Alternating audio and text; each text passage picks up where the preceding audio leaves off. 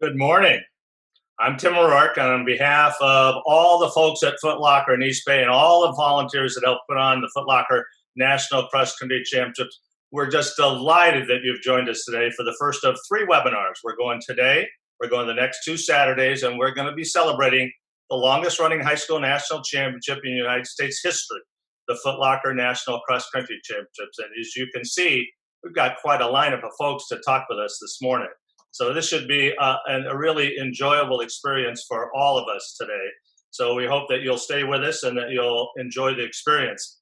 You know, in a normal year, this weekend would have been the regionals. We'd have been in New York or South Carolina or Wisconsin, or next weekend in California for what would have been the 2020 Foot Locker regionals. And we know 2020 has been anything but normal. So, you know, some of you have been racing with your teammates and been hanging out, and others, you haven't seen your teammates in months.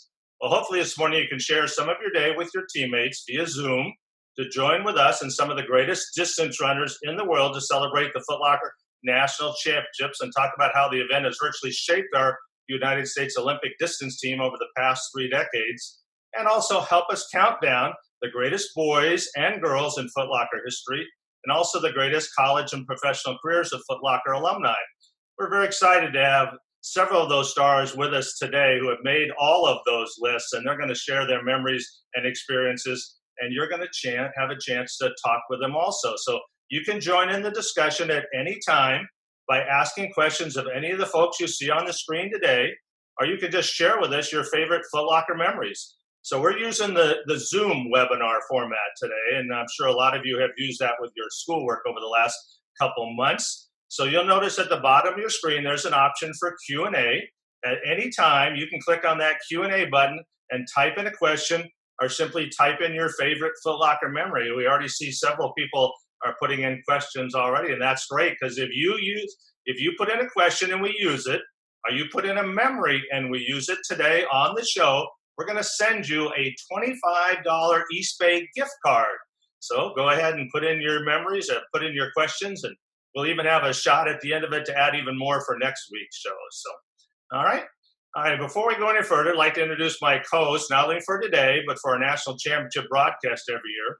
She was a member of the 2004 U.S. Olympic team, a 3-time USA national champion, 5-time NCAA champion at Villanova, 13-time Minnesota State champion, 5 in a row. You'll have to ask her about that at some point, how you get that 5 in a row.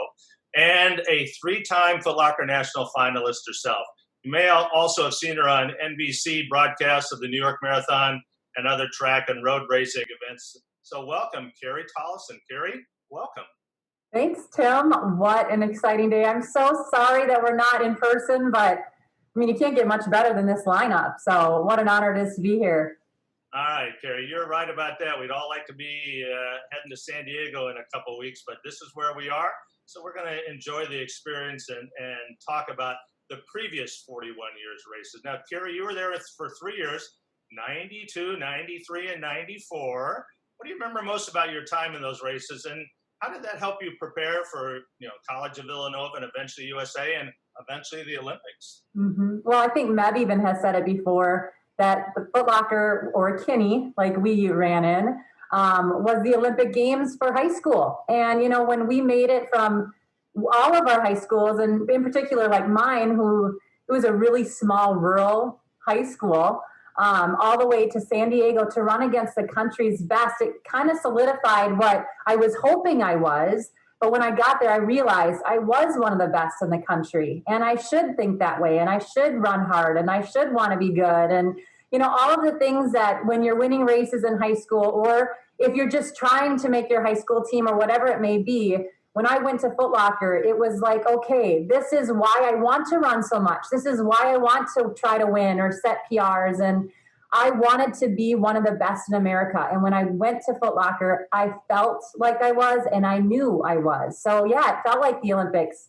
of high school. And I felt so spoiled and excited to be there. And I mean, who didn't love the dance or the Del Coronado? So we're going to probably hear the same things from all these athletes, but it was a dream come true to make it there once, but then to make it there 3 times was just amazing. That's what Todd Williams always says. It's funny, that may be the most elaborate hotel you ever get to stay in your career, and you get to do it when you're 16 or 17, or a few of you when you were 13 or 14. So thanks, Carrie. Let's join in with all our folks here and talk a little bit about the Olympic Games. So this whole thing started with an event called the Kinney, as Carrie mentioned a minute ago, the Kinney National Cross Country Championships. So 1979, and I know a lot of you are groaning right now, though you weren't even alive in 79. Well, some of us were there, and Ellen Lyons of Boise, Idaho, and Brett Steiner of Kansas, they were the first runners ever crowned as national champs, and it's certainly no exaggeration to say that in those 4 decades since, virtually all of America's distant stars first learned about racing, as Carrie said, at the Foot Locker. In fact, this is amazing. If you look at all the medals won in the Olympic Games by American distance runners in the past 3 decades, you will see they may have come from different parts of the country. They went to different colleges. They certainly trained in vastly different systems. However, they have only one thing in common. All of them who won Olympic medalists all towed the line in the Foot Locker National Cross Country Championship Series while they were in high school. And in fact, a number of them who raced in Foot Locker. In fact, that number is now up to 87 Foot Locker alumni have made it to the Olympic Games. So let's take a quick look at what we've seen so far from these Olympians.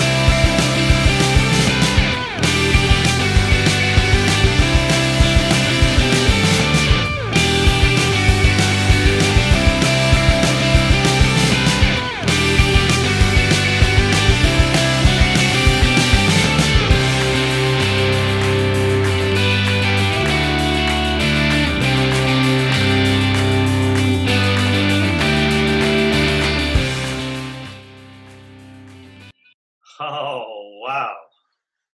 Boy, if that doesn't take you back there, huh? Oh, man. So let's introduce some of the folks that we have joining us today. And just before we do that, to mention how this has impacted our Olympic team.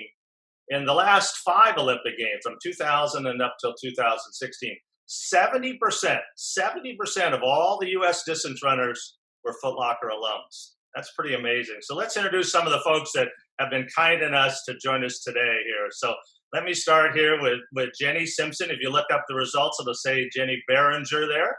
But Jenny Simpson, 2011 world champion at 1,500 meters. Silver medals in the World Championships at 2013 and 17. The 2016 bronze medalist in the Olympic Games there in Rio. She's been to the Olympics 3 times. She was an NCAA champion at Colorado, and in 2003 and 2004, she ran in the Foot Locker. Welcome, Jenny. Yeah, thank you so much for having me. It's fun to have such a huge collection of alums on the Zoom today. I think while this year is really difficult and really different in a lot of ways, this is really special. Not all of us get to fly into San Diego and have this many, Olympians and former Foot Locker champions all together. So it's just, it's fun for me to be on the call with everyone too. So I hope all of our high school participants are enjoying this opportunity. We've been doing this for a couple of weeks, setting this up. What's happened, it seems like, is the conversation all turns to, oh gosh, do you remember when we were doing this and we were doing that? And it's a wonderful trip down memory lane. We'll talk more with Jenny and all the rest of them. Let me introduce a couple more folks if we can real quick.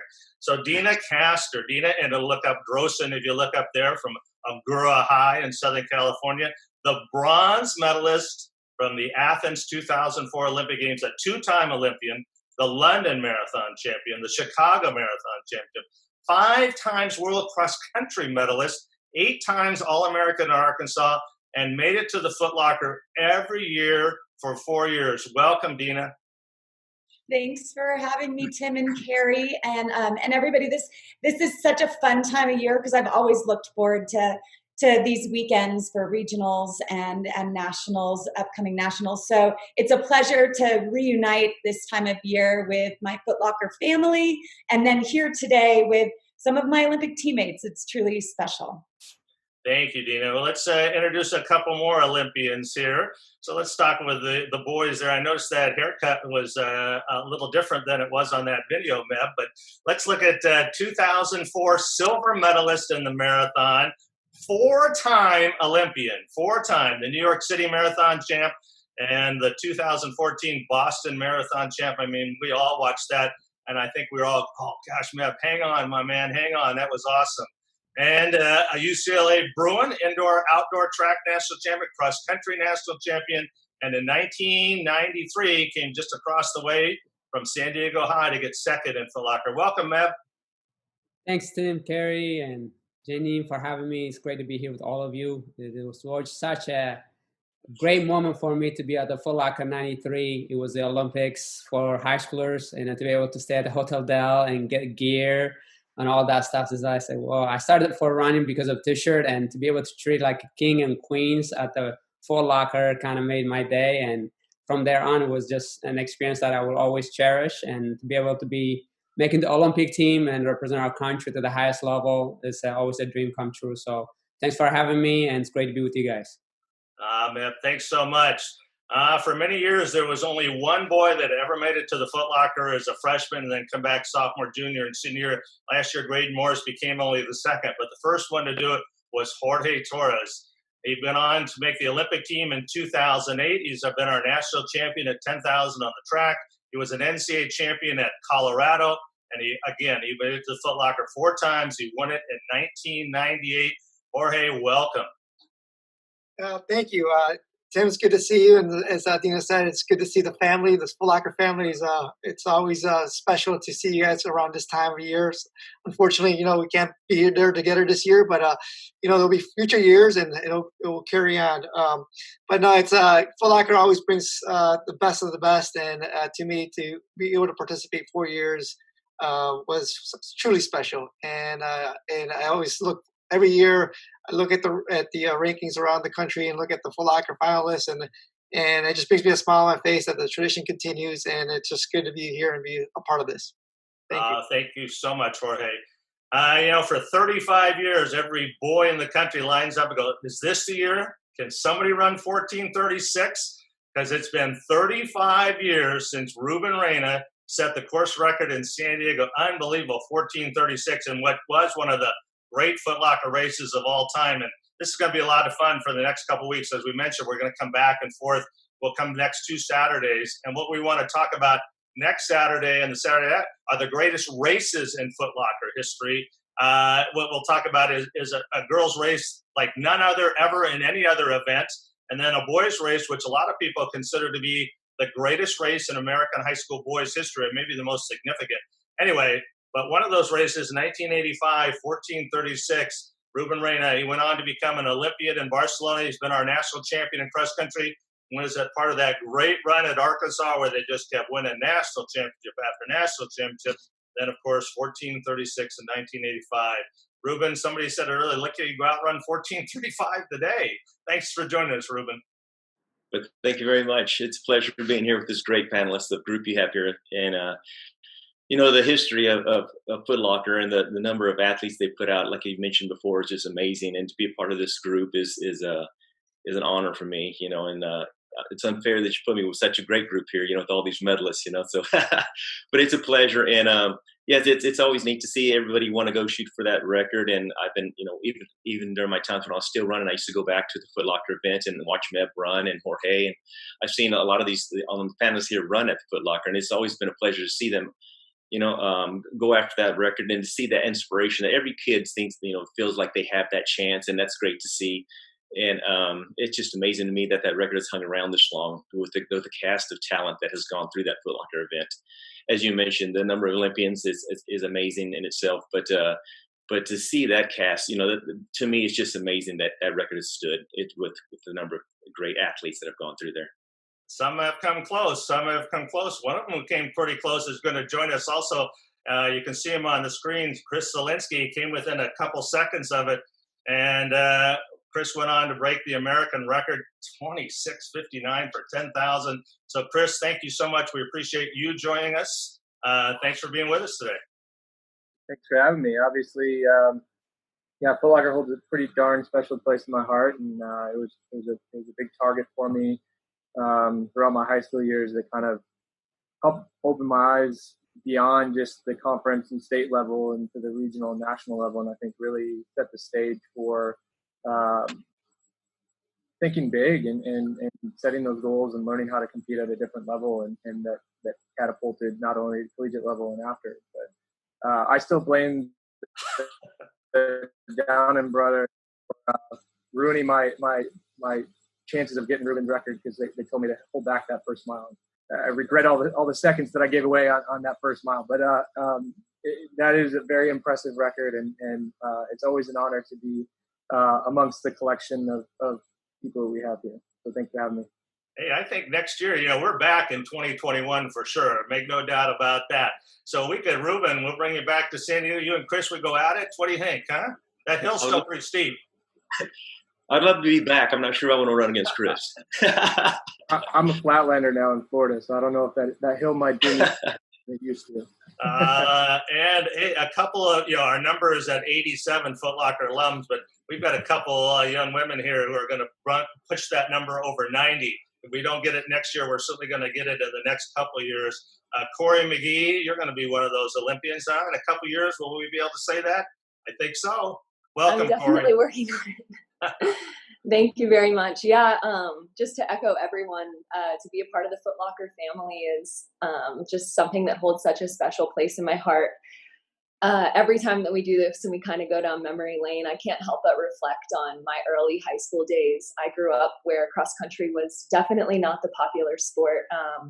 My sisters and I started our cross country team at my high school, and so Foot Locker was really the first time that I was around other people who love to run. And so I really do feel like it is such a family and such a special place, to just remember what it was like to really fall in love with distance running. And so it's really cool for me, of course, to be on a panel with all of these Olympians and people who I've admired since I started running. And then, of course, to talk to you high schoolers and hope to inspire you guys and show you how special running really is and how far it can take you.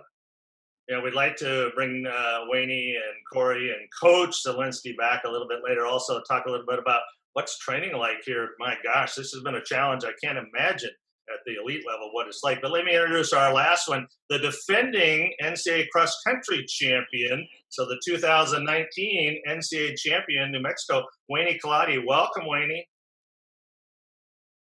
Thank you so much. Thank you for having me today. It's an honor to be sitting with all the legends for Foot Locker today, and it's always bring me the incredible memories that I have had in 2014, 2015 from Foot Locker. It's amazing to be a part of the Foot Locker family, the Foot Locker race, and it's been like always one of my favorite races. And last year to go back there and run as a college runner bring me a lot of tears, because it brings a lot of memories that when I was there during Foot Locker race. So it's amazing that I have to have this opportunity racing as a high school runner and coming to Foot Locker Nationals. My first year, I was kind of like did not know anything, and I had no idea what's going to be there. But just it was amazing. It's a great opportunity to make friends and like see all this incredible runners that they've been run in Foot Locker. Also, you see them in the TV and in high school level. So it's amazing. It's my pleasure to sit here and be a part of this Zoom call today. Thank you so much, Weini. The NCAA championships, at least we hope they're going to be in March. So you're going to be our favorite. You know, you talk about being part of the family. It's the same way. We're all rooting for you when we see you guys running on TV or Carrie's interviewing you somewhere in the world there. We're all excited about it. So we'll be cheering for you in March there. Hoping first off, there's a race to cheer. Hopefully that's going to happen.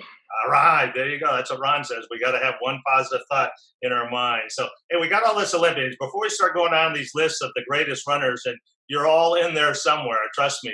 But you know, to be an Olympian, I mean, that's got to be the pinnacle of every runner's career. Every kid who jogged a lap in PE, you know, raced down the end and said, I can beat that Meb guy and outlean him at the finish line there. But each of you made it to the top of the mountain. You know, I don't want to sound like too much of a geek, but man, that's got to be the best thing in the world when they give you your USA uniform and you march in the parade in the Olympics. In the Olympic parade, I mean, you watch it on TV and you're one of those people, the crowd, God, the pressure must be immense. Jenny, let's start with you. Jenny, is that the best thing ever? Well, making the Olympic team is a pretty big career highlight. And I totally understand what you mean when you're young and you watch the opening ceremonies. I don't know about anyone else, but that's a part of the pageantry that I don't think I ever imagined what it would be like to be there. And then when you enter in as an athlete, it's hard, like in your mind, to connect those two experiences and to really understand that the millions of people in the United States cheering for your team are watching those Olympic opening ceremonies as you're walking in them. And plus, you're so focused on your event and all of your training. For me, anyway, it was really, you know, once the games were over and I came back home and it's, you know, you come down from this huge experience and you think, oh my gosh, I can't believe I was really a part of that in real life. It sounds cliche, but it's really true that it's a dream come true to be in the opening ceremonies, to toe the line for the first round of the Olympic Games, to run your first race. And of course, you know, backing up to that experience when you get your first Team USA uniform. The whole thing is just entirely surreal. But for me, like a lot of you guys, it really started with Foot Locker. Foot Locker was the first race that I ever traveled out of the state to compete in. It felt like such a big deal for my coaches to pack up and drive to the Carolinas and put me on a race line. And I definitely was faking it most of the way. I had no idea what I was doing. And my first try, I didn't make it. My sophomore year, I didn't make the team or make it to Foot Locker Nationals. But it was such a great opportunity for me to see what it was like to race under that kind of pressure. And I think it was a really important experience for me, especially my sophomore year, because I got that bug. I realized like what it felt like to not make it and really, really want to work hard for an entire year to make it the next year. So Foot Locker was really that first experience for me of, you know, how hard do I want to work to make it to San Diego? And then once I made it to San Diego, really kind of put my mark on the Foot Locker Championships. So I have so many wonderful memories at the Olympic Games, but really those motivations of working hard and then the jitters of getting there and making it matter, all of that really started in high school. Meb, I can see you have on the shirt that we wore at the 2004 Olympic Games, and Deena's nodding her head. She has the same one. It hasn't disintegrated yet. What if you like to put that shirt on today? You know, I started my career or my love for sport in 7th grade next to the Zoo San Diego for a t-shirt. And the teacher said, if you run hard, you're going to get A or B. If you mess around or goof around, you're going to get F. Well, I want to get that A. I want to get that t-shirt. So I ran as hard as I can. But the transformation, the t-shirt, to be an Olympian, to be able to wear this shirt today, you know, I just moved recently to Florida. So I was unpacking and finally made it here. So I thought I would be awesome to wear because 2004 was very special experience for winning the medal and being in Athens where the Olympics originated, and to be able to do the marathon was pretty special. But my first experience in Sydney, Australia, that was, to run the 10K and have a 2-week vacation almost, to be able to watch your other teammates participate in a different event was overwhelming and such a joy. So to be an Olympian is always special. Like I said, Foot Locker, I only made it once. I tried and I missed it by 3 seconds my junior year, and end up in second place my senior year, and then going to UCLA, be able to win 4 NCAA titles and to be able to go farther to do as a professional and to be able to represent our country 4 times. It was pretty awesome. But to be able, anytime you wear that Olympic ring, to be able to just bring tears, and also the jersey when you participate, you're not doing it only for yourself, but for your family and for your country. So it's always a joy to wear that USA jersey or a t-shirt that says Olympic ring on it. Meb, that's a great picture behind you. We'll bring that back up in a second there, because that's, nobody does this alone, do they? That's a great support group. And I kept seeing Bob Larson there behind you, coaches, all the way from your high school, all the way up through your professional career. And I'm sure you never had a disagreement about training ever. You just did, coach, whatever you say, I'll do the whole time. Anyway, it takes a lot of people, doesn't it, to really make a successful career? Absolutely, Tim. This picture was taken at the New York City Marathon, my 26th marathon and final competitive marathon. And I brought in all the people that helped me through that journey, from my parents to my siblings to, coaches and pacers, people on the bike, and over the years, physical therapists and things like that. We might run the 26.2 miles or the race, whatever the race is, by ourselves at that time, but really getting to that starting line, there's so many people contributed to that success. And, mothers have a lot of success, and distance runners are a true product of that. And to be able to just be able to be grateful to be able to, you make it to the starting line, you're healthy and you're grateful for that, but to be able to give them anytime you feel the pain or you feel like giving up or you want to catch that next person, you think of the people who helped you at every step of the way. So to be able to have those people, some of my high school teachers are there and things like that, it was a pretty awesome experience. And to have my parents there with definitely my kids and my wife, Jordana, so it was pretty awesome. That really is. Deena, I see you smiling there as you saw, you and Coach Larson and certainly Dr. Vigil, all the rest of it. So Deena, you've had, and I think we could make a case as maybe the greatest career for the breadth of career, from being a 13-year-old to being, get to Foot Locker and then have this great career that went for really a quarter of a century. It's amazing. And then you compete at such a high level. How do you maintain the mental discipline? Training's hard, but to do it year after year after year after year, and you did it so well and were so successful. Meb's right about coaches, but how do you maintain that mental discipline to do that?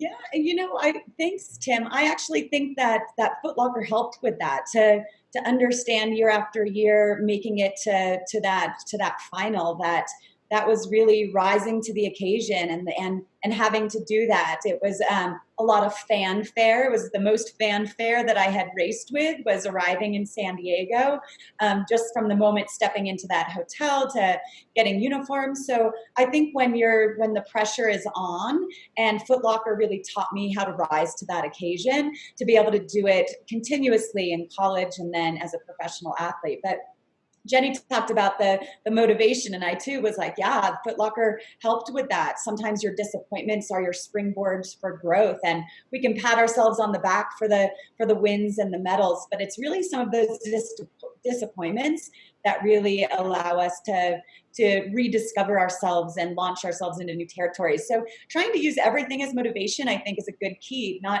having any win be career capping, but no defeat really be demoralizing. To just use everything as a learning experience. We've seen a lot of races where you've come from behind and, gotten your bronze medal, for instance, in 2004. A lot of people thought out of the race, and then here you go. You come on and you get on the platform. But also, you talk about in your book, you talk about Foot Locker in your book. How did Foot Locker help you learn to stay in it when you were a high schooler and you were winning all your races, or always up front. But then you go to Foot Locker and there's, at the time, 32 others or 31 others, and they're all really good. How did you stay in it in a race like that where you had to kind of learn to be in a huge pack when you're normally on your own in your own state? Yeah, I think it's very easy to get emotionally hijacked when you toe the line with confidence, and then the gun fires and you find yourself swallowed up by 20 other faster women. So really just staying in the game and never counting yourself out until that finish line. Like, it's always worth fighting for every step of the way, every step within that mile, making it your best. And really doing that, not throwing in the towel in defeat too early, being able to stay in that game, at least mentally, until the finish line. Some of my most proudest moments was like the Chicago Marathon, where in 2015 I was 7th place. That's one of my proudest races, not a major marathon win or an Olympic medal, but a race where you just really dug down every step of the way and you're like, wow, I got the best out of myself today. And so fighting for it every step of the way. And then once you get to that finish line, whether you're first or 40th, you can be proud of that performance. Yeah, it's awesome. Jorge, she makes a good point about racing. You guys are all so good. I mean, you and your brother were great right from the get-go here. So you make it to the Nationals. Your brother makes it the next 3 years. So you guys have 7 years of that. But what was it like being as a freshman boy there? Because freshman boys, they don't very often make it. We even have girls even win the race, but not freshman boys. So what did that do? And then you get used to racing with those fast people. Does that carry on? Did that carry on to Colorado and on to the Olympics? Well, that first year as a freshman, I was so naive and didn't know what was going on to the sport of running, and especially at the national level. But you quickly learned. You just went out to the deep end and jumped in against the best in the country, and it was a great learning experience and a great catapult to get me into thinking bigger beyond just like people said, the conference meet, the dual meet, the state meet. And sure enough, after that, I realized that I could reach for the moon, and that led me into wanting to win the Foot Locker Nationals, and it took me to my senior year to win the Foot Locker Nationals, and then going on to college, and realizing that nothing's handed to you. You got to work hard to win those titles, and it's really about the journey when it comes down to it. And I was fortunate enough to win the NCAA Cross Country National Championships my senior year, and again, it wasn't just handed to me. I had to dig deep to get those titles, and you move on to the professional scene, and the same story. But when you all those medals and all the accomplishments, when you finally get to the mountaintop, you realize that the fun part was actually the journey of getting there and putting yourself in a position to make those, give yourself an opportunity to win national titles, but you have to work hard, and it's not handed to you, and you always appreciate every single moment that much more when you actually hit the mountaintop. Outstanding. Reuben, let's go to you here. So you had success right out of high school. Obviously, Texas state champ, I think, 7 times. Arkansas, when Arkansas was rolling, but made it to the Olympic Games. So it was a wild ride for you for quite a while there. What was it like, though, when you finally made it to the Olympic Games after all that? Well, it was a dream come true. I dreamt about it since I was a kid. And so to actually make the team was just amazing. That was a dream come true for sure. But, going to the Foot Locker was the start of getting me to realize that dream could become a reality, because here I was racing amongst the best kids in the country, and showing that I could win let me know that, I had a chance possibly if I could keep growing and keep progressing in the game and in running and making it in the next level, in the NCAA level, and going on to become professional, that maybe I'd have a chance. But Foot Locker let me know that, hey, I have a chance. That's a possibility. And so, interestingly, I had two other Olympians that were running with me there the same year in '85. You talk about the talent that is there at Foot Locker. John Troutman made the team in '92 with me in the 5,000 meter team, and Marc Davis, who was the winner the following year, made the team in '96. So you had Olympians there with you, and so that's the kind of caliber of guys you're running with at Foot Locker. And so if you could win at that level, then your chances are very, very likely that you can make an Olympic team. So that was the race that let me know that, hey, I was there. I was amongst the best, and I'm capable of doing that. But the feeling of making Olympic team, there is nothing like it. I mean, as every runner knows, that is the ultimate goal, to make you an Olympic team, and to make the U.S. Olympic team is very special. So you cherish that, and it's quite an honor, and it's something I'll never forget. But Foot Locker is one of those things that I'll never forget either, because there was nothing more special than being represented, amongst the best, and have that opportunity. The opportunity is a big deal. There's a lot of kids out there that don't get that opportunity, and I was very fortunate to get the opportunity. I didn't. I was asked. I only ran Foot Locker once, and I didn't know a lot about the history of Foot Locker prior to that. I had been asked to come. You have to go to Foot Locker. It'd be a great event for you. You need to go to Foot Locker. And so it was. I was given the opportunity. Luckily, that I had people to help me get there. And if I wouldn't have had people help me along the way to get me to that event, then you would have never heard of me at the Foot Locker event. And so I didn't exactly grew up a rich kid. So just to go out and get to find a plane ticket to be able to go to North Carolina was a big deal. So to have that opportunity was something that is very special in itself. And I was very honored to be able to represent all those that supported me along the way and be successful. But I couldn't have done it without them. All right. Thank you so much, Reuben. I think that, Ron, you had a question? I did, and Deena kind of touched on it before, but this question comes from one of our viewers. How do you prevent burnout? You've all had the long careers from Foot Locker all the way up through and the post and the collegiate on the national level. How do you prevent burnout? If you've never been injured, count your blessing. But when you push to be the best of the best, you're gonna run to injuries. And when you do get injury, make sure you give it a really ample opportunity or time to heal. I think as long as you are having fun, when the season is over, our sport, for the good or for the bad, it's a year-round. There's not really a break. You do cross country, you go to indoor track, or you do outdoor track, and you kind of keep going and going. But what you need to do is, when you take time off between seasons, if you can, take a week off, and then after that, start running every other day, maybe to eventually every day. Don't say, accomplish your goals, but then reset them to be able to just say, I need to make a small progress, because you're not going to lose fitness within 3 weeks, but mentally you kind of feel like I need to run. No, you don't. You just need to take the rest days or recovery days is as important. So just listen to your body, listen to your coaches, and the more you're having fun, the easier, and then you're gonna avoid the burnouts. But if you said, I'm gonna do this week in, week out, month in, month out, and year round, it's great to make it to the Foot Locker. Unfortunately for me, I made it only once, but I tried so hard. So don't get discouraged in the process. Just believe that there's a light at the end of the tunnel, and there's more things waiting for you, but keep having fun. Very good. That's interesting that you mentioned that sometimes you try so hard. The Foot Locker story, Galen Rupp last his junior year and comes on his senior year, gets second. Louis Quintana, the great coach at Oregon State, same thing. Last in that 1 year and comes on and wins it the following year. So, and it's littered the history with great runners who never made it out of the regionals and yet went on to become Olympic champions and Olympic medalists and the rest of it. So it's interesting, those experiences. We got some folks we'd like to go through our list real quick here, and you're all going to show up here somewhere. So we'd like to talk to you a little bit about it, but it's been kind of fun. So in this pandemic of 2020 with I wouldn't say nothing to do, but with a lot of free time.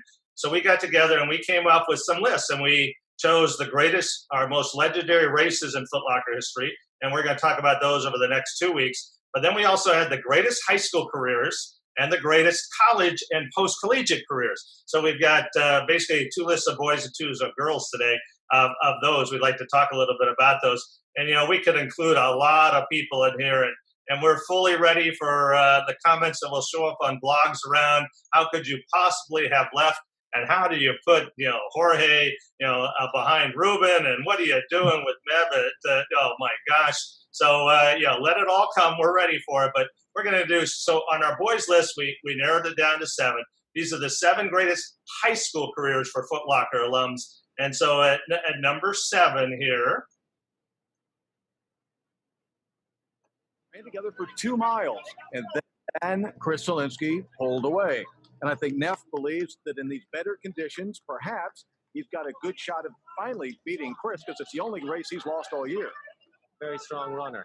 He's moving to the front now, and he feels like he can use those hills to separate himself from the other runners. That's a powerful half-miler, miler's body than it is a distance runner. Neff Araya looked like he's made for about 10K or higher.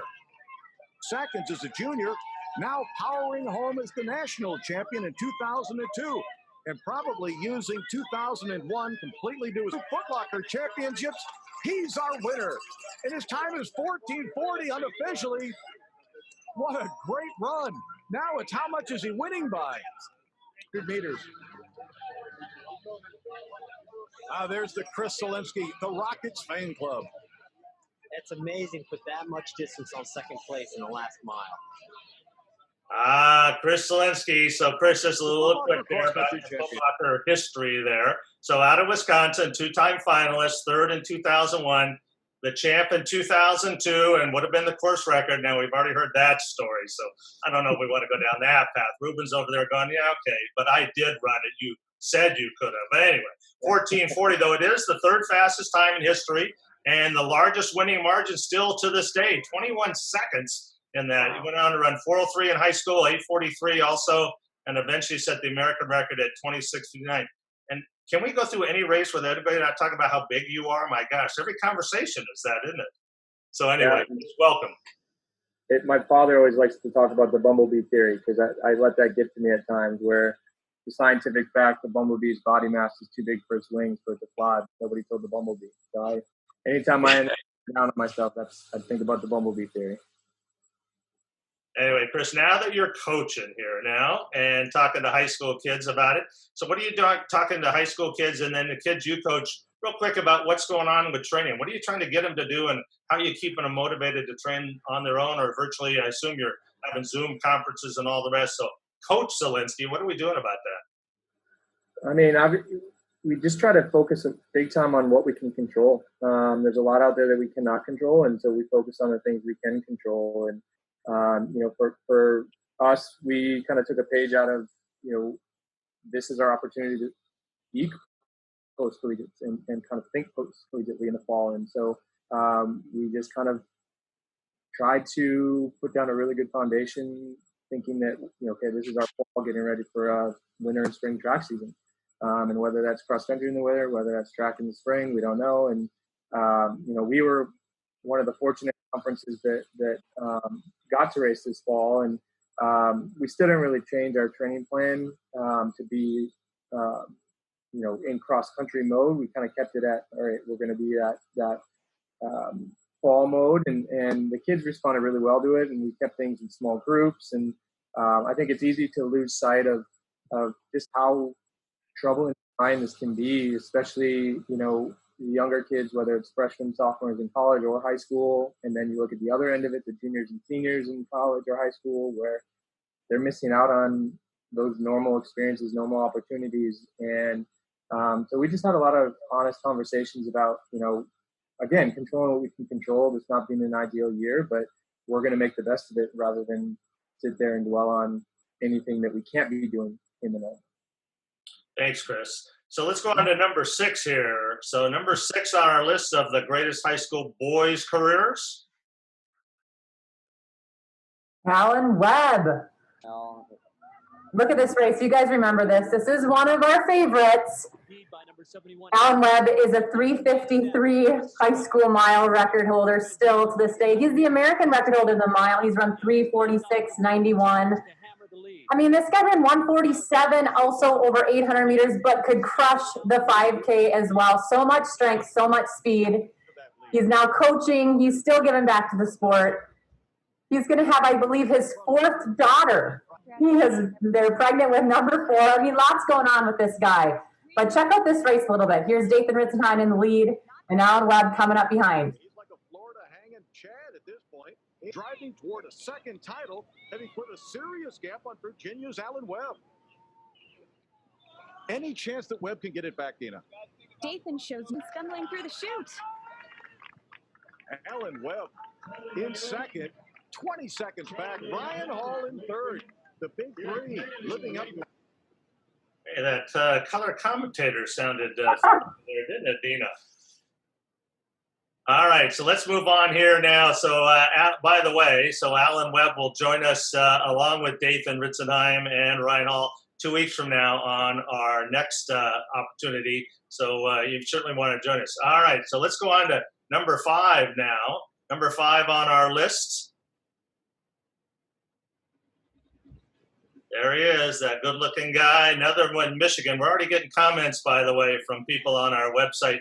Nobody's better than Wisconsin. Michigan has produced the best. Well, here's a Michigan kid that was phenomenal.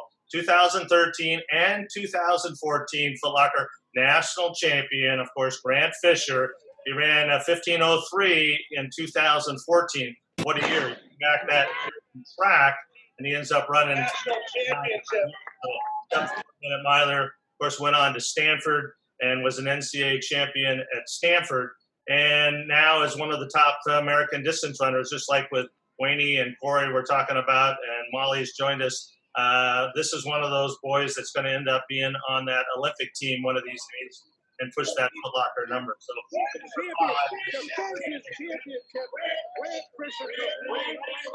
we're here this time, guys, right here. Great. All right. And now on to our number 4, Carrie.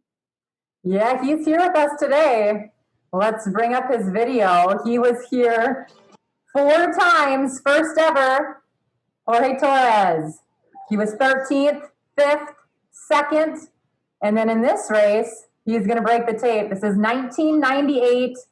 Jorge went on, like he said, to win NCAA championships, U.S. championships, became an Olympian, and now I think it's really cool, and we'll have to hear from him after he watches his video here, that he is now giving back to the sport in a different way. He's helping to represent the athletes that are trying to make the Olympic teams, world championships, getting sponsors, making it a career for people. So he's working for Marc, the agent, and doing so many great things. So Jorge, pretty awesome race here. I bet it felt awesome to finally get to break the tape yourself. As my brother would have said, when I finally crossed the tape and he crossed the tape, and I said, "Hey, Ed, I won it." He's like, "It's about time." But yeah, it was a great feeling just break the tape for the first time after so many years of being there. Fortunately enough to make it all 4 years. But yeah, it just brings great memories. Anytime I ever see it, just the videos of Foot Locker, just always has a warm place in my heart. And yeah, for what I do now in my job is I help athletes achieve their dreams and give back by giving my experience and what I went through as a amateur athlete all the way to the professional scene, and give my life experiences to these young athletes and hope to see them achieve their goals. And it's a great feeling. Outstanding. Let's go on to number 3 now on our list of the greatest high school careers here.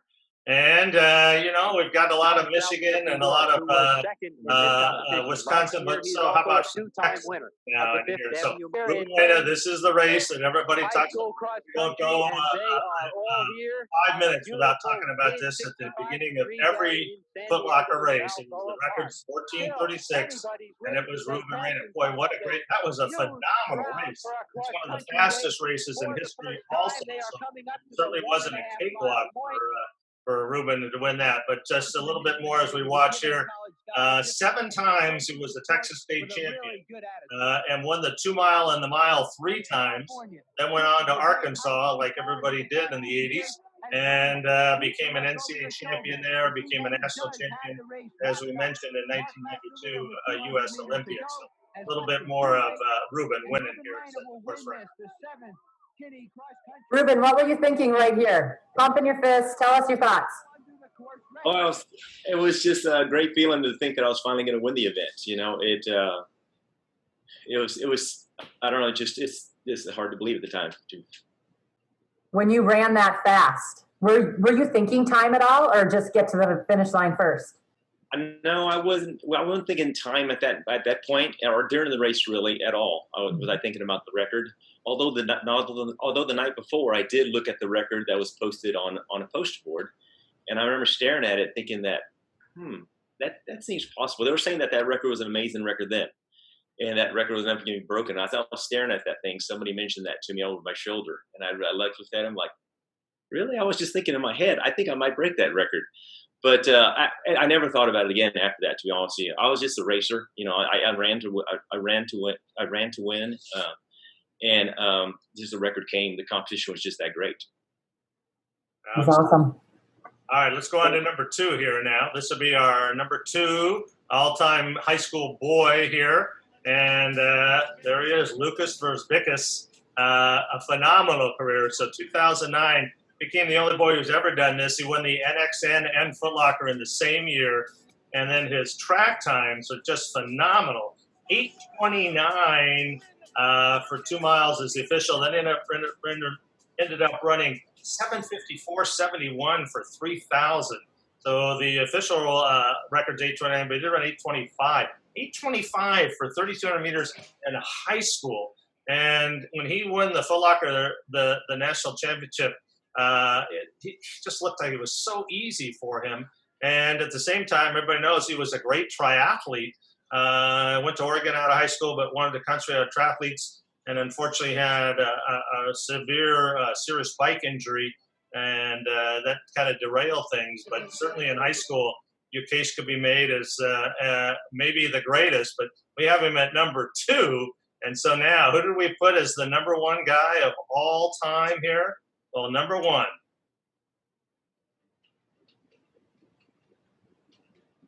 There he is, Dathan Ritzenhein, and again, a Michigan runner here. 3-time Foot Locker finalist. And we're going to talk about the 2000 race at some point here with him and Ryan and Alan. But the 1999 race is maybe, you might make a case, as the greatest high school individual race of all time. And 14:29 now, that's a flat course, no doubt about it. You can see on the video, you're in Florida for about 5 years, and it was flat and fast. But if you're into speed ratings, it's the highest ever recorded speed rating ever. And it was a phenomenal race. 4 boys under 14:36. 4 boys, high school boys under 14:36. And in that race, 4 future Olympians. Ritz, of course, Ian Dobson was there. Alan Webb was in that race. Matt Tegenkamp was the 4th one. Then he came back the following year and won again the Foot Locker Nationals, won by 20 seconds. And that same year, he went on to win a bronze medal in the World Junior Cross Country Championship. So, just like we said, as Chris had gone on to break the American record, Ritz went on to break the American record at 5,000, running 12:56.27 eventually. So that's our top 7 boys high school. So before we go on to the girls list here, Carrie, let's talk a little bit with Cory. You were talking about her and running during this time. Hey, Cory. We are so excited to be talking with you because not only are you a Foot Locker alum, but you are having probably the best year of your life right now. And it's a hard year because of the pandemic. But I want to hear a little bit from you about how you're doing. You just ran 4:21, the 4th fastest mile ever in U.S. history. So let's hear how you're doing in the pandemic and how your training's going. Yeah, it's crazy this year, of course, with training, but I will say that this is my 2nd year living in Colorado and being on a new team. So I think that the combination of being in such a great training environment and then just having this year where we weren't competing that much, and for the first time I was able to just completely focus on some of my shortcomings as a distance runner, really helped me have some big improvements once I did race a few times this year. So of course the races were different and they were not nearly as high of stakes as usual. So it felt a little bit even more like practice because I was just out there with my teammates. But I will say back in April and May, I was putting in some training that I had never done before. And I'm just really all things considered, a little bit grateful for that going forward. So I just used it as an opportunity to just work on some things that I otherwise would have been in a rush and had to have raced through. So for the first time, I could just really focus on training and not, as Meb was saying, focus on indoor track and then outdoor track and then what was next. So yeah, my workouts have just been maybe more of the strength-based stuff that I was missing out on in years before. But yeah, it's been really great. And I think that when we were talking earlier about burnout, I can't help but think about a few years where I wasn't running PRs and I wasn't really achieving some of my goals that I've had. And I definitely had moments of doubt, but when the question of how do you avoid burnout comes out, I can't help but just want to tell high schoolers that you have to really nurture that voice in your head that believes in yourself. So I hope that if there's one thing that sort of my high school all the way to professional career, I can sort of try to share with you all, it's that you have to be your own biggest believer. When you talk about burnout and those doubts, it's just every good or bad race is an opportunity to just work on that inner voice that tells you, these are my goals and I truly do believe I can get there. So definitely that's my big advice when it comes to that. Yeah, we're wishing you all the best in 2021. Can you talk about making that Olympic team and how you're dreaming about that every day? Definitely. I mean, I think that it's one of those things where, of course, that's the goal. But if I were to think about it as much as I want it, then I would think about it all day, every day. So I have to just focus on my next run and getting a little bit faster and some of the workouts that are challenging for me. And of course, the motivation is to make the Olympic team. But if that were on the forefront of my mind constantly, I'd probably drive myself crazy. So I just right now, I'm really going through the process of trying to improve and keep up with some of my really fast teammates, and also just trying to figure out when we'll race next so we can test our fitness. So of course, the whole time in the back of my mind, I'm thinking about the trials and what that's going to look like. But I would say more than anything, I'm just trying to work on the things that I think have kept me from achieving some of those goals, and yeah, just try to get a little bit better every day. So that's kind of where I'm at right now. Well, best of luck to you. We're rooting for you. Thank you, Carrie. Outstanding here. So let's move on a little bit here and let's go to our girls list of great high school careers. We couldn't narrow it down we started with 5. We ended up with 7 here. And it could go almost in any order here. Carrie, you've got number 9 here. What do we got? Yep, we have Marie, also known as Mel Lawrence. So Mel was here and she finished 2nd in 2003, 2nd in 2004, 2nd in 2005, and 6th in 2006. So 4-time finalist. She's still running. She's doing great with steeplechase, but other events as well. She's coached by a Foot Locker finalist as well, Lauren Fleshman. She runs for Wazelle and she lives and trains in Bend. But I mean, to come back time after time after time and be in the top 5 every year, that's pretty spectacular, Tim. Pretty amazing. Second, it's a great story. Her freshman year, she never won a race. Her sister was a little bit older, had beaten her most of the year. So she finished 2nd in the national championships, and I don't think she won a single race the entire year. But boy, what a great career. 2-2-2-2. Boy, that's amazing. So, yeah, Mel Lawrence from Nevada here. So we've heard from Nevada now on our list. I'm getting comments here, how come we're not giving any love to Colorado? So I don't know if Jorge typed that one in or not, but we'll get to that here. So I got number 8 on our list of great high school careers of the girls here. And this is Amanda White here from Maryland. Now Pagan is her married name, but Amanda White when she was a high school runner. And again, any one of these girls could be the best career because she was there 3 times and finished 3rd her first year, 2nd her 2nd year, and won it her 3rd year. Outstanding runner in Maryland. She won 19 state high school titles in cross country and track, and was a great swimmer also, and went on to Stanford, and I think did both at Stanford, both running and swimming, and eventually became an outstanding triathlete and had a phenomenal career as a triathlete, one of the top 10 certainly in the country here as a triathlete. So Amanda White, is our number 8 girl all time here for her high school career in Foot Locker. Melena Gusak right there in second behind Amanda White. A lot of people remember that name. High school home field advantage there, San Diego girl, I think, right? Yep. Yeah, so that's Melena. And I think that was third was Deena's old teammate. I think that was, I'll come to me in a minute there, but we'll get to it as we go through. I can't get behind. We're already on to number 7. We got to get going here. So number 7 here, this will be pretty recent here. So number 7 career, Caitlin Hart. Boy, talk about a hard charging runner. I don't think Caitlin knows how to race any other race than to take off and just go. So she finished second in 2017 and then finished second again in 2018 and fourth in 2019.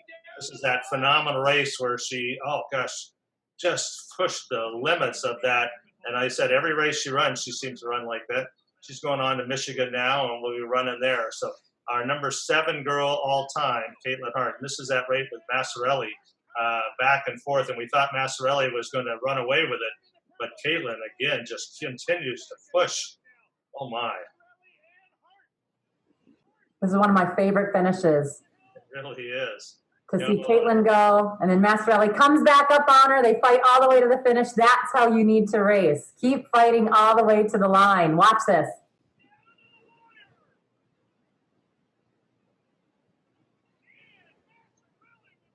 Yeah, if you don't mind me jumping in there, Carrie, I think that was one of my favorite races to watch as well. That was a great race to watch on television. Yeah. And Jenny, you were holding the tape. Yeah, the girls the last couple of years have been phenomenal races, as competitive can be. And now let's go on to number 6 here on the girls' side. She just came out of nowhere as a sophomore, Claudia Lane. Talk about a minute ago, we talked about how Caitlin just goes out so hard. That's same with Claudia. You can do that sometimes in lower races, and she had really just come onto the scene as a sophomore. We thought, you can't do this at this level, and she did it at this level. And we thought, because Nevada Moreno, you can see her in the background here, Nevada had really good speed, and I think a lot of us thought, oh my gosh, at the end here, Nevada's, and Claudia found that another gear, one more gear she hadn't had to use all year. So she was the 2016 champ as a sophomore, came back in 2017 and just dominated the race in 17. She won by almost 20 seconds, and it wasn't even that close. There wasn't anybody with her the whole way. That was an incredible year. She ran 15:49 at Mount Sac in the Invitation of the Year, first girl ever to break 16 there. So it was a great year, and we thought this is the girl finally going to be the first 3-time winner. And then her senior year, unfortunately, had an injury that didn't allow her to run her senior year. So she's a 2-time winner there. So that's number 6. Number 5, Carrie? Yeah, Erin Keogh. So she was a little bit older than, I guess Reuben, you might remember her, but she has a 3-time Foot Locker finalist next to her name. She was she was 5th, and then she won the last 2 years. But amazing races. She was very close to winning one of the biggest margins. But I just really think that it's fun to look back when I was doing my research for this, to read all the stories of all of these athletes. I mean, it doesn't just stop, when you're done with Foot Locker. You keep going and giving back to the sport. And that's what's been fun to read about Erin Keogh.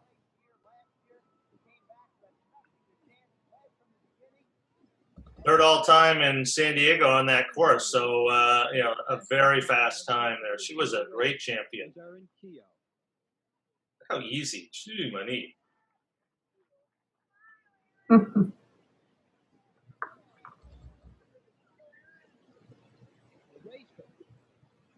All right, let's move on to number 4 here. In the top 4, you could make a case for any one of them being number 1. But in our top 4 girls' all-time careers here, of course, this is Jordan Hasse here. And one of only 2 freshmen ever to win. Showed up as a freshman, ran 17:05. I know all the women online here go 17:05 for a little tiny freshman girl from California. That was a pretty impressive race. In fact, it is the fastest ever run by a freshman still in the 41 years and the 36 years we've been in San Diego. So that's the fastest freshman time ever run there. and then came back. And I know you all talked about this, all of our elite athletes, about the pressure. And Jordan has said this many times since then. She came back the following year. First year it was easy. No one expected her to win, and she ends up winning. And then her sophomore year, she comes out and she feels the pressure. The pressure is amazing, and she didn't win her sophomore year. Junior year, same thing, but then came back senior year in that battle of 3 previous champions, ran the greatest race of her life and the greatest high school race of her life, and kicked like crazy and ended up winning that race. So she wins, but she wins going first year and fourth year. So Jordan Arce. And then on to number 3 now.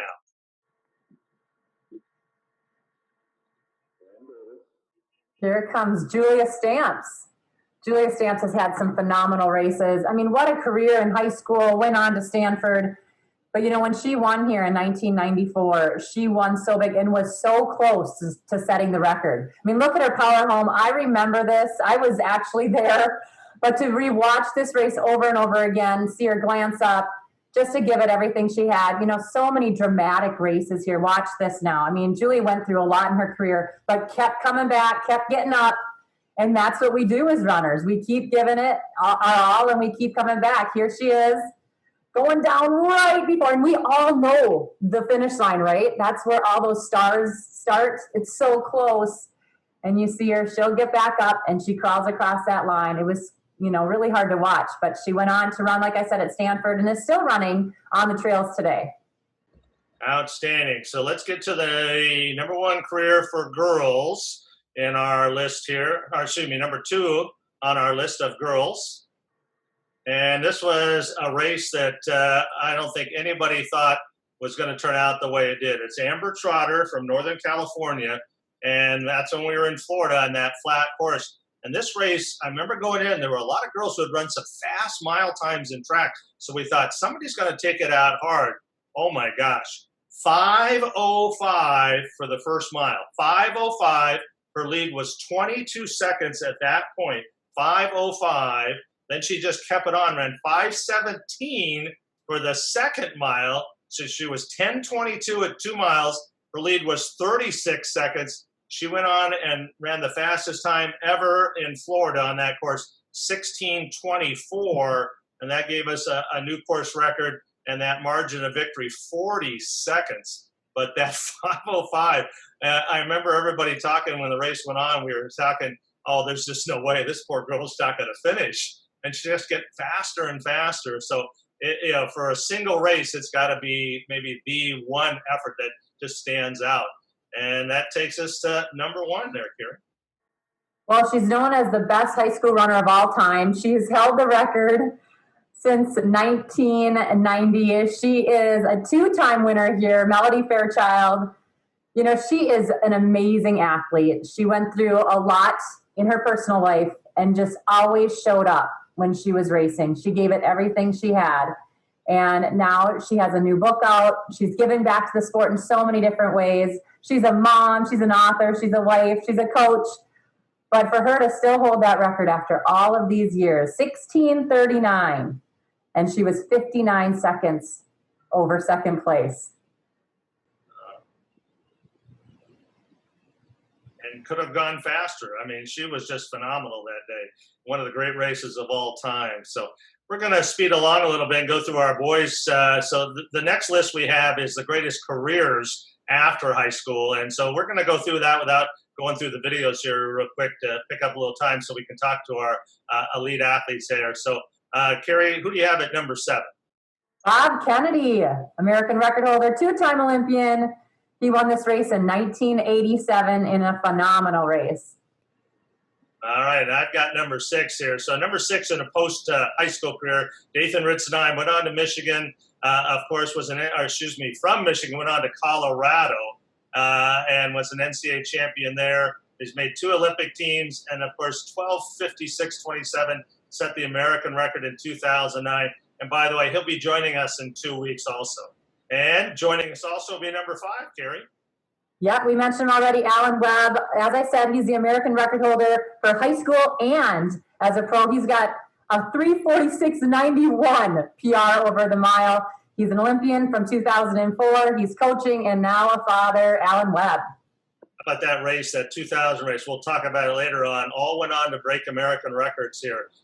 Number 4, you had to be an Olympian to make this list, except for one guy who didn't make the list, but he did win 17 NCAA championships. So that's not too bad. And there's just it's just a matter of time whether it's this Olympic team or the next one. But number 4, the king, Edward Cheserek, of course. 2011, the great race with Fitsum, went on to win in 2012.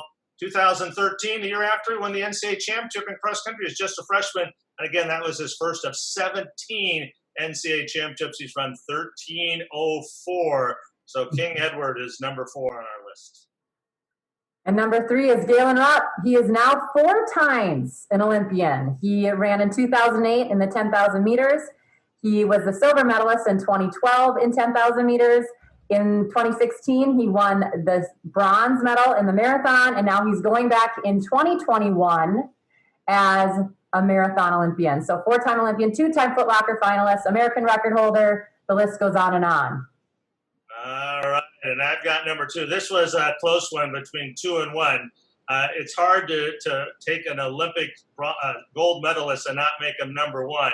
But we have number 2 from Maryland. In 2006, he was at the Foot Locker. And in 2016, 10 years later, he was winning the gold medal in the Olympic Games, World Championships. He won the gold medal also. He was an NCAA champion at Oregon. Of course, Matt Centrowitz. And kind of another interesting little part of that, they set the NCAA record at Oregon that year with Andrew Weiding and Shadrach Kiptoo, Galen Rupp, Matt Centrowitz. That was the team that broke the NCAA record. All 4 of those guys, Foot Locker alums. But number 2, Matt Centrowitz. And now, Carrie, who's our number 1 post-collegiate career there in Foot Locker, boys? Well, he's here with us today, so we're going to hear from him again. Meb Keflezighi. He is the 2004 Olympic silver medalist. He's a 4-time Olympian. He won the Boston Marathon, the New York City Marathon. He's an NCAA champion, a U.S. champion. He's a father of 3 and a husband. He's got so much going on. He's an author, a speaker, just an all-around great guy and part of the Foot Locker family. Meb, congratulations.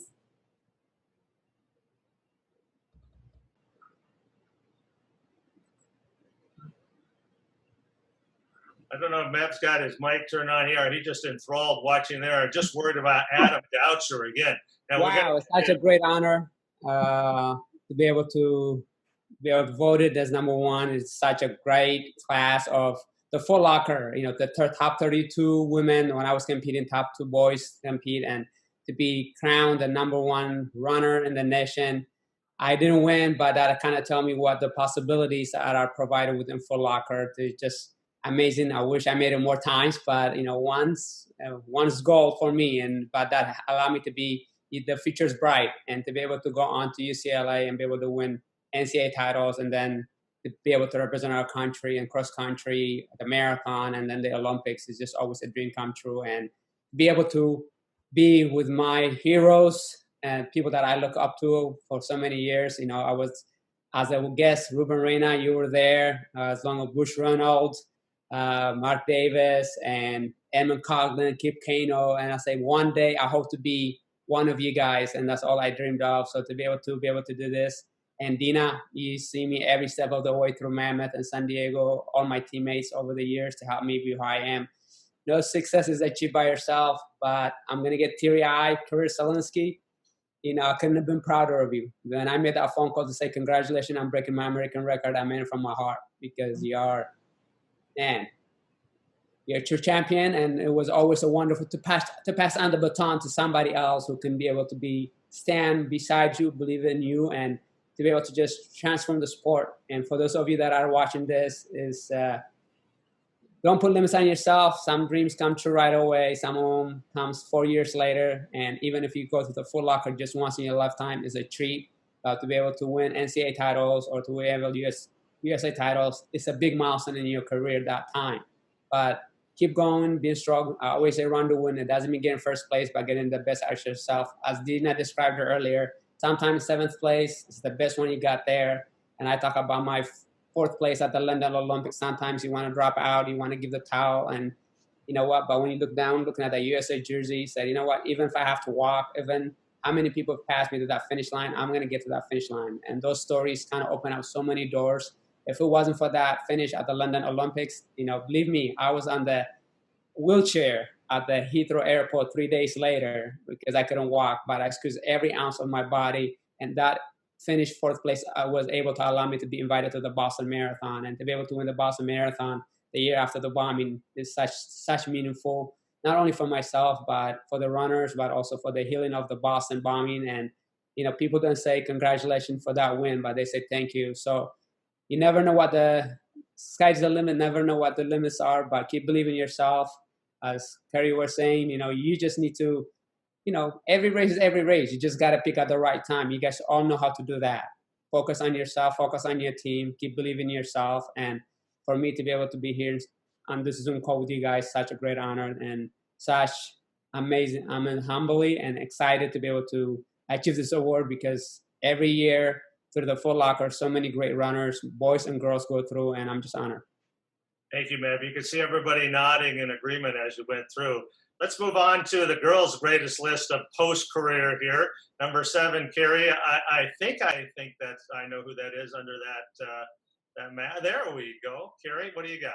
Yes, we have Molly Seidel. Molly, you're here with us. What does it mean for you to be watching you break the tape there at Foot Locker? It's crazy. It's kind of insane that it's been so many years at this point. But I don't know. I know it sounds cliche, but it really does seem kind of like yesterday that I was just running that course in Kenosha, and then qualifying for my first Foot Locker national meet and getting to run in San Diego. So yeah, it's pretty incredible.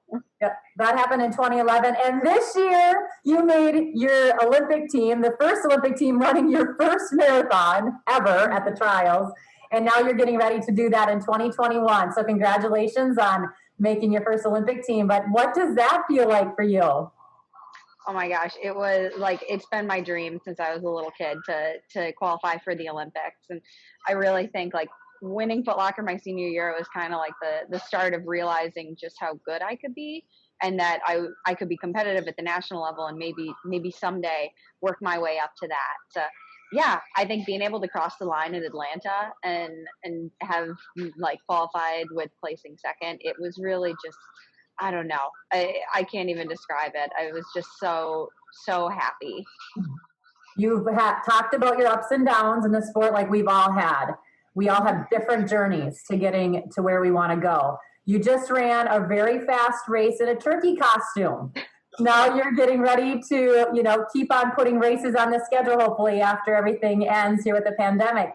You keep it fun, you keep it real. How can people follow your journey, Molly, and how can we all keep supporting you? Because it's been really fun watching you win at Foot Locker, at the NCAA level, now winning over your professional career. So can we keep on following you in a certain way?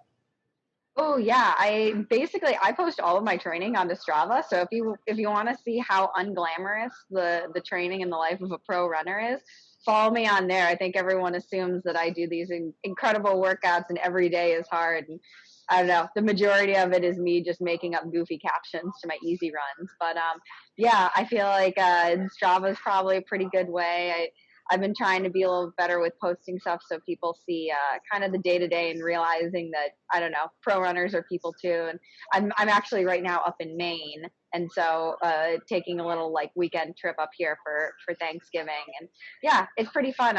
Running has gotten to take me some pretty incredible places, and I've met some really incredible people through it. And so hopefully through social and all those channels, Instagram, I can kind of share a little bit of my journey.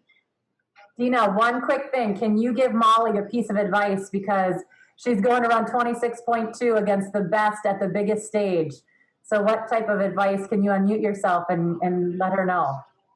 Yeah, I mean, I think she's off to a good start, right? It's making her first Olympic team in her first ever marathon, and then in her second marathon, running a personal best in London just recently. So I think maybe she could teach all of us a few things, but I think just keeping the joy in it, and that's where the longevity comes from.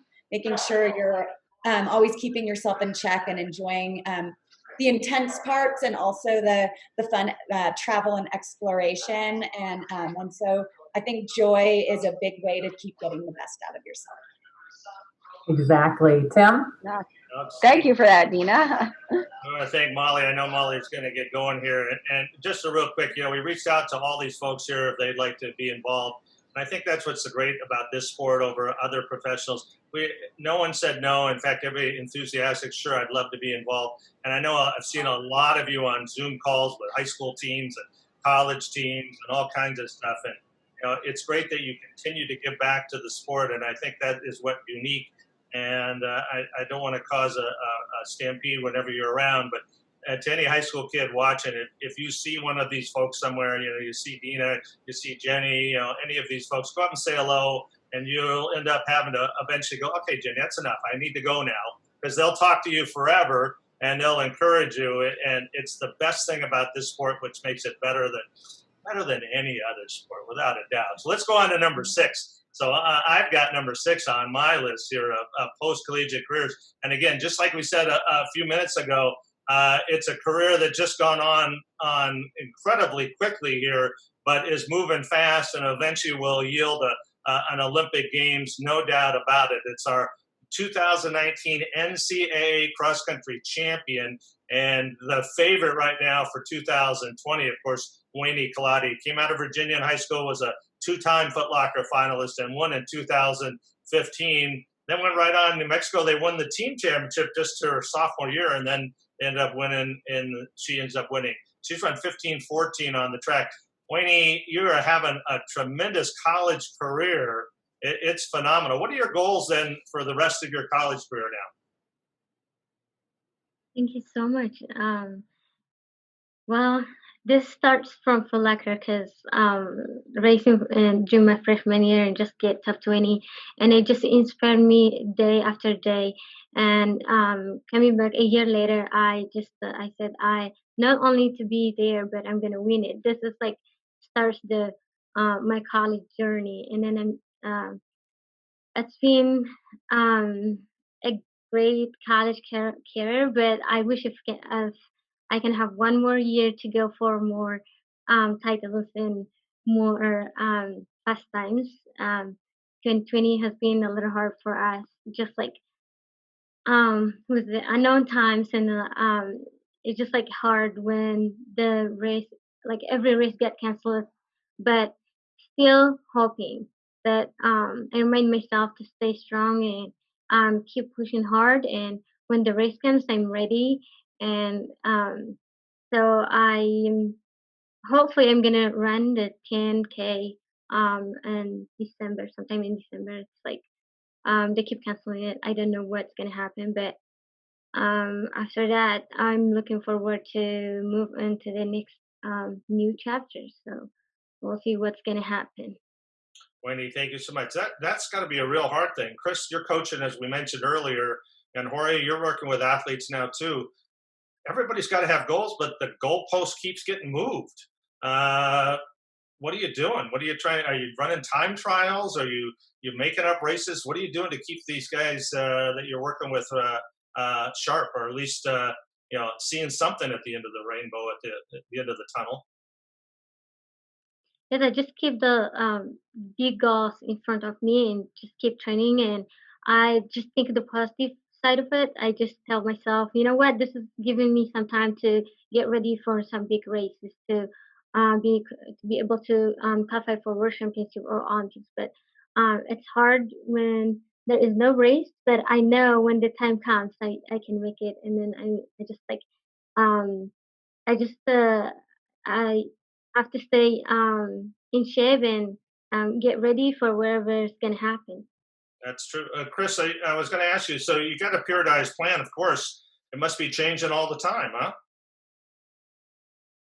Yeah, I try to always be able to plan for what I know, and so that's why we're for the most part, we believe that winter cross country and a spring track season outdoors is going to happen. So those are the things that we've been planning on from day one. But yeah, I think Weini said it perfectly. Like, just considering your goals, and even what Cory said, like, this is a perfect opportunity to work on some of the little weaknesses that you may have that maybe you kind of rush past in a normal season. And high school and NCAA athletes we ask a lot of them, and they're going from August up until June, July most years with very minimal breaks. And so this is a good chance for a recharge and kind of readdressing some of those weaknesses that make those weaknesses into strengths. So yeah, trying to plan for what we believe we know we can plan for. Excellent. Jorge, what are you telling the athletes you're working with? Well, for our event, our company does events as well. So right now we're working on doing the New Balance Indoor Grand Prix in February, and it's still on the calendar. So, but it's still up in the air, just like everything else. With state mandates. So we're crossing our fingers that will go off. But for our athletes as well, I mean, we just tell them, like, look, just keep training like you have to be ready to race, and you put stuff on your calendar, but it's not a guarantee. But don't worry about it. Just train like you're going to be ready to race, because when the opportunity comes, you have to be ready.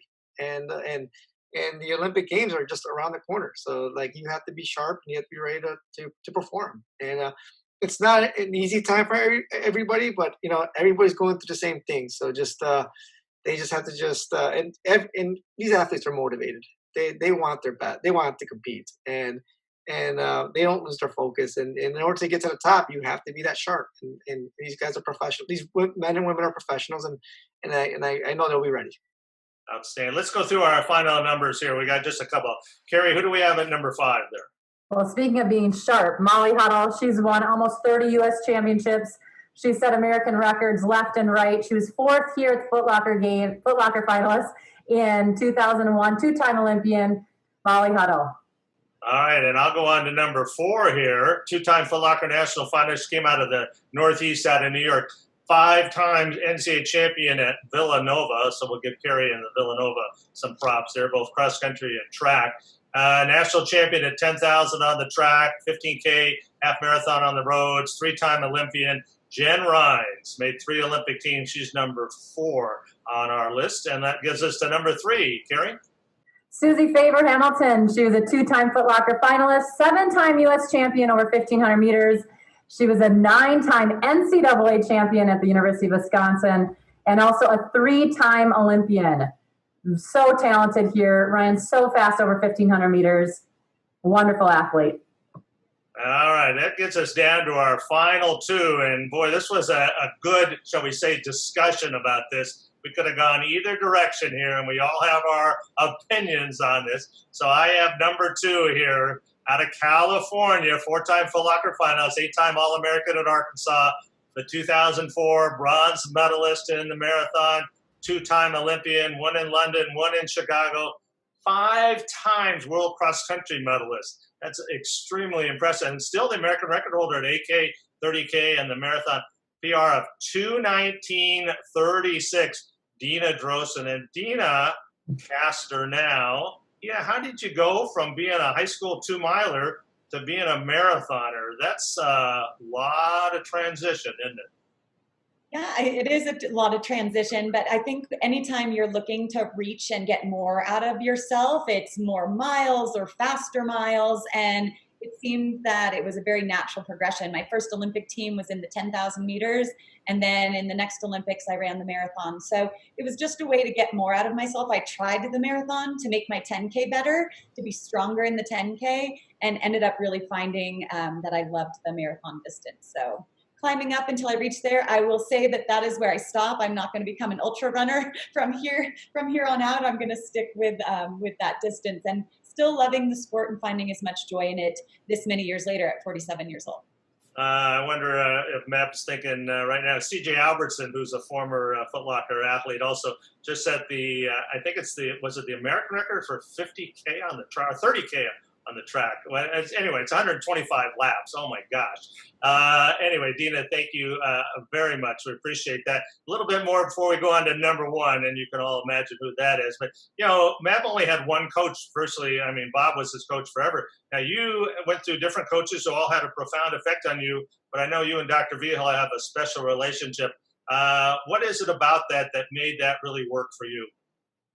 Yeah, I think he taught me to just believe in the program, and when you have that belief, then your only job is to get your mind in a stronger place each and every day you get out there. So I never questioned what was on the training schedule. I got out there and did it. And he said something very profound to me early on, that there's no such thing as overtraining, because I was tired all the time. He said, there's no such thing as overtraining. You must be under-rested. So my focus was on sleep and recovery and making sure those recovery days were really slow. I think we even joked at practice that we called it a massage, like our easy days. It had to feel as good as a massage, like make it feel that easy. And so really it's just believing in the program. And he taught me how to do that with all my heart. He is a very, very special man. I know you sought him out. It was a match made in heaven, wasn't it? It really worked out, didn't it? Yeah, and although he retired from really professional coaching after the 2004 Olympics, I still call him coach, even though my husband now coaches me, but I call my husband Andrew, not coach. But he's still very much involved in our lives and part of in helping build training programs, and he just celebrated his 91st birthday this past week. So he's still very much a motivator and a part of our lives. You know, I loved your book, and one of the things I loved about it is I think you said it's Coach Veal. I think the first time you mentioned his name, it's Coach Joe Veal or something, and then forever it's just Coach after that, and he's the man. And I don't want to turn this into an ode to Coach Veal, but you know, one of the things that bothers me just a tad about the current coaching situation is that lack of ability or lack of desire to share. And, Meb, Bob Larson is phenomenal, and Coach Veal and Jack Daniels and that group of men have made it their career goal to share coaching to every coach, to the beginning high school coach. And that's phenomenal, and I think they should be commended. But I digress, and we have the number one, our last thing we want to get to. So who's got the greatest post-Foot Locker career on the girls' side, Carrie? Ooh, drum roll. Jenny Behringer Simpson. Let's see her videos. You're two-time Foot Locker finalist. But listen, this woman keeps on going. She has won the world championship. She's a bronze medalist at the Olympic Games. She has many medals from different world championships. And she just is always smiling. She's a three-time Olympian, giving back constantly. She's one of our Hall of Famers at the Foot Locker Championships. But Jenny, you know how to run fast, and you get it done, and you always did at Foot Locker and now beyond. Congratulations. Thank you. Well, we've all sat here and listened to all these lists and listened from all kinds of great runners that came before us. It's a history of our sport, just sitting here watching the Foot Locker Championships. And so to be the top of any of those lists is an incredible honor. And I don't know that I feel fully deserving with just so many names that could share this kind of a spot. But my success is absolutely, like a lot of people, it's built on the success of others. And the two of those people that my success is built on are here with us today. One of my favorite Olympic memories to share with people is an Olympics I wasn't even a part of. One of my favorite Olympic memories is watching the Olympic Games in 2004. It was sandwiched between my two Foot Locker experiences. Was the Summer Olympic Games in 2004, and I got to watch two Americans medal in the marathon, and that was Deena and Meb. And watching them as a high schooler, I mean, it feels like a completely different world to be at that level. And little did I know that would be the last Olympic Games that I would watch in my own living room, because then I went on to make the Olympic Games in 2008 and 2012, and then to medal in 2016. And so it really is true that the dreams of others really inspire the next crop of people coming up. And so I will forever be grateful to Deena and Meb, because those accomplishments that they ran on their own and for their group of people was also a national inspiration. And I'm one of the embers that was growing at that time that turned into the next, one of the next American careers for people to watch. And I think about that sometimes when I return to Foot Locker in person. I look out at the crowd and I think they have no idea what could possibly be in store for them just 4 years from now, like it was for me. So I'm really grateful for that. And then also another like little known thing, I don't even know if a lot of Foot Locker people that still work the championships know this, but when Amber Trotter ran that incredible race in Orlando, I was a high school freshman and I was volunteering on that Orlando course. I remember my high school coach, we had no idea really what Foot Locker was, but we knew that the Disney Wide World of Sports was having this race and they needed people to volunteer on the course. And so he got us out there on a weekend, and me and my high school team were volunteers on the course putting cones out. And little did I know, again, that a few years later I would be in San Diego running that national championship. So I hope that if my career can do anything, I just hope that it can be an inspiration like so many people's have been to mine. And I'm not done. So I keep thinking, like, I don't know how much longer all of this joy in running can last. But it's like Deena said, I mean, every year I come back and I think I still love it. So I'm not ready to be done. And I'm just grateful for every additional year I get. So thank you. This is a really sweet honor. That is wonderful. A great way to end. And I know I've heard these stories before. I know, Meb, you talked about watching it from the soccer players over on the side watching the game. And Deena, I think I've heard you talk about Joan Benoit winning in '84. So it's a legacy, isn't it? It just goes on. And Jenny, I think in about 10, 15 years, we'll be having a conversation. Some little girl's going to go, I was watching a video on a Saturday morning and this Simpson lady, I can't remember, Jenny, I think it was, and I saw her run and I could do that. So we're going to wrap up. And I can't tell you how much we appreciate Jenny and Reuben and Deena, Chris, Meb, Weini, Cory, Molly, everybody who joined us. You're all invited to 2021. Come join us in San Diego. It'll be warm. It'll be clear. We'll be back to normal. But thank you so much for being with us today. We really do appreciate it. So thank you.